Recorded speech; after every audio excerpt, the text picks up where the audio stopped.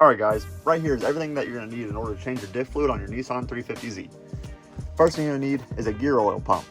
I picked this one up at Harbor Freight for around $10. Next we're going to need our diff fluid. So you might notice that the neck of the bottle is cut off on my fluid. This is because I cannot get that pump to fit into this. You may or may not deal with that, but if you do, just go ahead and cut the neck off. And you don't have to worry about spilling fluid out of this because they only fill it up to about right there. The tools you'll need is a ratchet, an extension, and the M10 hex in order to remove your fill and drain plugs. And I also have this little pipe that I use to give myself some more leverage in my ratchet. The most important part of the job is make sure you get new crush washers for your differential. Nissan recommends that so you don't have fluid leaks in the future. So we're gonna go ahead and do that. Okay, so now that we're under my car, you may notice that it looks a little bit different than your car. Don't be worried about that because I have a built Nismo 1.5-way differential and the differential brace to hold it in place because this is my drift car. But everything else should still be the same besides the amount of fluid and just the way it looks.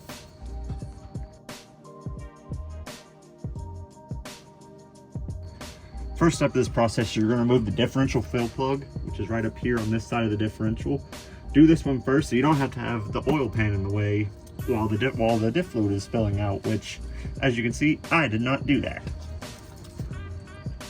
To remove that plug, you can use the extension. It may seem like it's not going to fit, but mine fit just fine.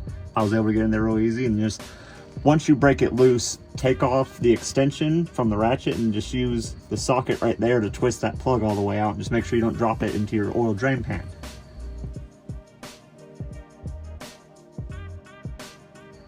Now we have to remove the drain plug. This one's only slightly harder just because you're at a bad angle for it. You don't really have good leverage.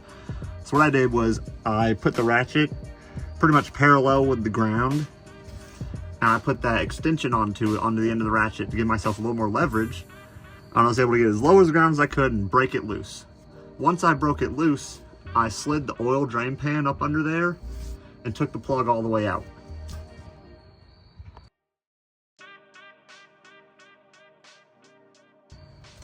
Once you have the plug out, I would let it sit for at least 10 to 15 minutes because this fluid's a little bit thicker than oil and it's going to take longer to drain. As you can see, mine's been sitting for probably 20 minutes and it's still dripping a little bit.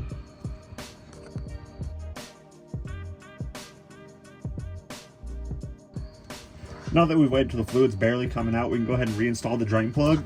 First, I'm going to take a paper towel and just wipe off around the drain hole.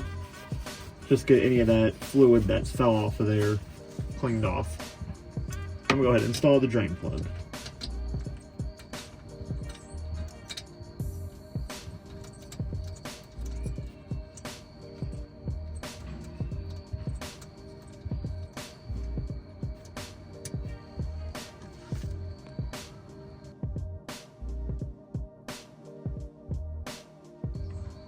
Now once you got your drain plug reinstalled, we're going to go ahead and put the nozzle of the pump into the fill plug of the differential, and we're going to start pumping fluid back into it.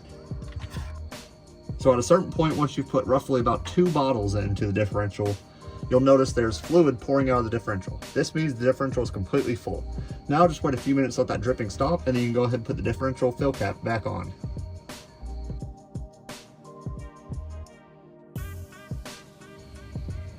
Now that you've reinstalled your drain plug and your fill plug, you're completely done swapping your diff fluid, and all that's left to do is clean up.